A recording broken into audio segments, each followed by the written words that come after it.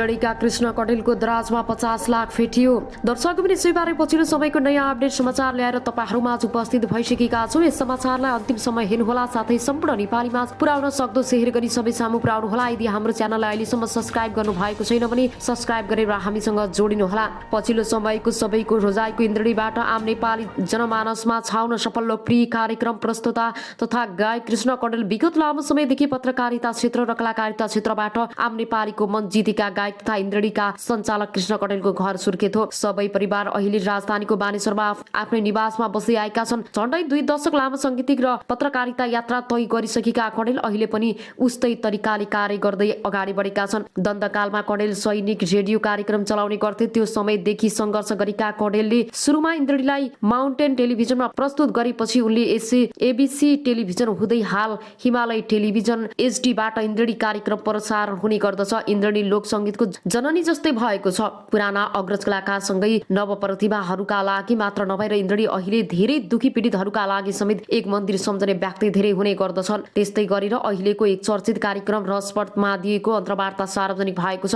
कार्यक्रमका सञ्चालक प्रकाश सुवेदीले कृष्ण कटेलको विगतदेखि अहिलेसम्मका कुरा यसरी खुलेका छन्। अब आउनुस् अर्को समाचारतर्फ लागौं। सुसाइड नोट लेखेर डाक्टरले गरिन आत्महत्या नोटमा लेखिएको शब्दले रुवाए सारा दुनियाँलाई। भर्खरै पूर्वमा फेरि घट्यो अर्को सोच्नै नसकिने घटना। मुखबाट रगत बगिरहेको अवस्थामा सप्तरीको राजविराज घर भएका र 3 वर्ष यता नोबेलको अर्थोपेडिक विभागमा कार्यरत मेडिकल अफिसर यादव बिहार मृत भेटेका हुन्। उनी विगत 4 वर्षदेखि विराटनगर 4 स्थित प्रेम बस्नेतको घरमा कोठा भाडामा लिएर डेरा बस्दै आएका थिए। डेरा बसेको घरको कमान्डमै डाक्टर यादवको शव फेला परेको अस्पतालका प्रबन्धक नारायण दाहालले जानकारी दिए। 28 वर्षका डाक्टर यादव बंगलादेशमा एमबीबीएस गरेर फर्केपछि नोबेलमा कार्यरत थिए। घटनास्थलमा मोरङ प्रहरीको टोली पुगेको छ। मृतकका आफन्तले डाक्टरको हत्या भएको भन्दै घटनामा संलग्नलाई कारबाही गरिनुपर्ने माग सहित नाराबाजी सुरु गरेका छन्। मुखबाट रगत निस्केको र हात खुट्टा चोट लागेको अवस्थामा यादवको शव भेटेको जिल्ला प्रहरी कार्यालय मोरङका एसपी दीपक श्रेष्ठले बताएका छन्। डेरादेखि वरपरको सडकमा रगतको टाटा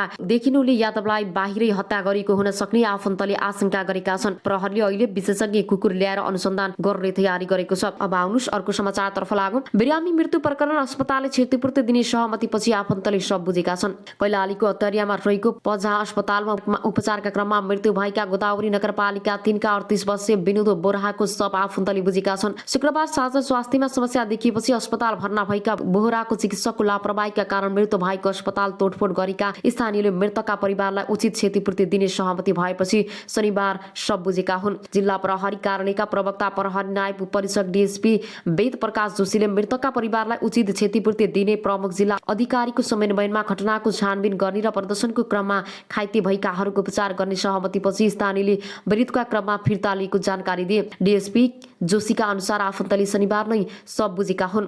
चिकित्सकको लापरवाहीका कारण बोलाएको मृत्यु भएको भन्दै शनिबार बिहान आक्रोशित स्थानीयले पजा अस्पतालमा ढुङ्गा बुढा प्रहार गरेपछि अस्पतालका भवनमा सिसा फुटेका छन्। अस्पतालको एम्बुलेन्स र भ्यानमा समेत क्षति पुगेको छ। उनीहरूले अत्तरियामा प्रदर्शन गर्दै सवारी साधन समेत चल्न दिएका थिएनन्। सो क्रममा प्रहरीले बल प्रयोग गर्दा दुवैपछि झडप भएको थियो र झडपका क्रममा 5 जना प्रहरी सहित 8 जना घाइते भएको जिल्ला प्रहरी कार्यालयले जनाएको छ। स्थिति नियन्त्रणमा लिन प्रहरीले 18 राउन्ड असर ग्यास समेत प्रहार गरेको थियो। अब आउनुस् अर्को समाचारतर्फ लागौं। भारतले बिजुलीको अधिक मूल्य प्रति युनिट भारू 12 तोक्यो र नेपाललाई राहत नदिने भएको छ। भारतले प्रतिस्पर्धा बजारमा तोकिएको बिजुलीको मूल्य सीमा घटाएको छ। भारतको डे अहेड मार्केटमा अब प्रति युनिट अधिकतम भारू 12 रुपियाँसम्म मात्रै बिजुली किनबेच हुनेछ। डे अहेड मार्केटबाट नेपालले पनि बिजुली किन्दै आएको छ। भारतको विद्युत नियम आयोगले यसअघि प्रति युनिट भारू 20 रुपियाँ राखेको बिजुलीको प्रतिस्पर्धा दरको सीमालाई भारू 12 मा झारेको हो। एक निर्देशक जारी गर्दै बिजुली महँगोमा किनबेच हुँदा पर्न सक्ने असरहरूलाई न्यून गर्न मूल्यको सीमा घटाएको आयोगले जनाएको छ। नेपाल विद्युत प्राधिकरणका प्रवक्ता तथा भार प्रेषण केन्द्रका प्रमुख सुरेश बहादुर भट्टराईका अनुसार अब भारतबाट भारू 12 सम्म बोल्क गरेर विद्युत खरिद गर्न सकिनेछ। रुस युक्रेन युद्धका कारण भारतका काइलामा माग चर्किएपछि विद्युत उत्पादन घटेको छ। यसका कारण अभावको अवस्था हरेपछि भारतको प्रतिस्पर्धा बजारमा बिजुलीको मूल्य प्रति युनिट 20 रुपियाँसम्म पुगेको छ। यसैगरी अब भने भारू 12 भन्दा बढ्न नपाइने व्यवस्था भएकाले अत्यावश्यक बेलामा नेपालीले प्रति युनिट 22 रुपियाँसम्म बिजुली किन्न सक्ने अवस्थामा आएको प्रवक्ता राईले बताए। यसअघि 38 रुपियाँ बेड गर्दा पनि प्राधिकरणलाई बिजुली पाउन मुस्किल पर्दै आएको थियो। यसैका कारण उद्योगहरूमा बिजुली कटौती थालिएको थियो। प्रवक्ता भट्टराई आएका अनुसार पछिल्ला दिनमा सक्दो बढी आपूर्ति गरेर उद्योगमा लाइन काट्न छाडिएको छ। अब आउनुस् अर्को समाचारतर्फ लागौं। सहमतिमा शारीरिक सम्बन्ध राखेर बलात्कार मुद्दा हाल्ने किशोरीलाई 3.5 वर्ष जेल सजाय। सहमतिको यौन सम्बन्धलाई बलात्कारमा परिणत गरेको ठहर सहित एकजना किशोरीलाई जिल्ला अदालत अछामले जेल सजाय सुनाएको छ। अछामको कमल बजार नगरपालिका निवासी 19 वर्षीय ती किशोरीलाई जिल्ला अदालत अछामका न्यायाधीश नवीन कुमार जोशीको इजलासले 3.5 वर्ष लामो जेल सजाय सुनाएको हो। ती किशोरीले आफ्नो घरमै बिहेको प्रस्ताव लिएर आएका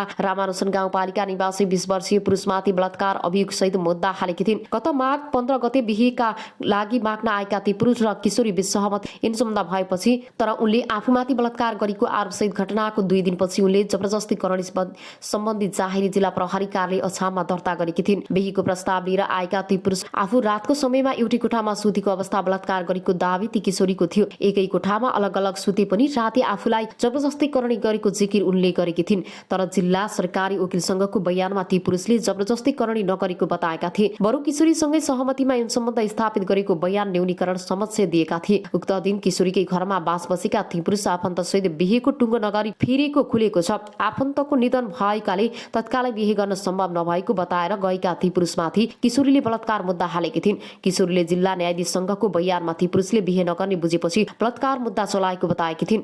दुवै जनाको बयान सकिएपछि जिल्ला सरकारी वकिलको कार्यालयले उक्त मुद्दा अदालत लगेको थियो। अदालतले पनि ती दुवैको बयान आवश्यक प्रमाण शारीरिक सरकारी वकिल कार्यालयले उक्त मुद्दा अदालत लगेको थियो। अदालतले पनि दुवैको बयान आवश्यक प्रमाण शारीरिक परीक्षण सहितको विवरणको अध्ययन गरेपछि ती किशोरी र पुरुषबीच सहमतिमा यौन सम्बन्ध स्थापित भएको ठहर गरेको छ। यस प्रकरणमा किशोरीलाई 3 वर्ष जेल सजाय तोकेको अदालतले ती पुरुषलाई भनी सफाई दिएको छ।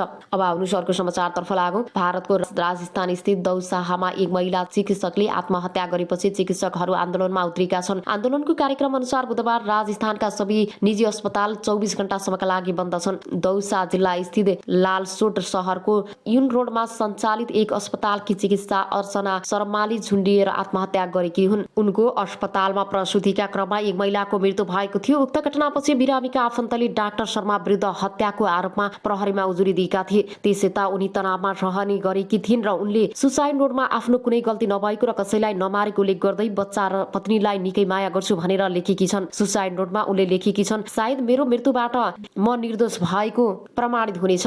प्रहरीका अनुसार बिरामीका आफन्तले चिकित्सकले लापरवाही गरेको आरोप लगाउँदै अस्पताल अगाडि प्रदर्शन गरेका थिए। प्रहरीले डाक्टर शर्मा विरुद्ध स्थानीय प्रहरी चौकीमा मुद्दा दर्ता गरेपछि आन्दोलन स्थगित भएको थियो। डाक्टर शर्माका पीडित सुनित उपाध्यायले केही व्यक्तिहरू विरुद्ध लालसोट प्रहरी चौकीमा उजुरी दिएका छन्। प्रहरीले यो प्रकरणका बारेमा अनुसन्धान सुरु गरेको जनाएको छ। प्रहरीले उपचारमा लापरवाहीको साटो हत्याको आयोगमा मुद्दा दर्ता गरेको छ। घटनाको विरोधमा झुन्डिएर इन्डियन मेडिकल एसोसिएसन राजस्थानले 24 घण्टा अस्पताल बन्द गरेको छ। सो अनुसार बुधबार बिहान 6 बजेदेखि बिहिबार बिहान 6 बजेसम्म प्रदेशका सबै निजी अस्पताल बन्द गरिएका छन् र अस्पतालको इमर्जेन्सी सेवा समेत बन्द छ। अब आउनुस् अर्को समाचारतर्फ लागौं।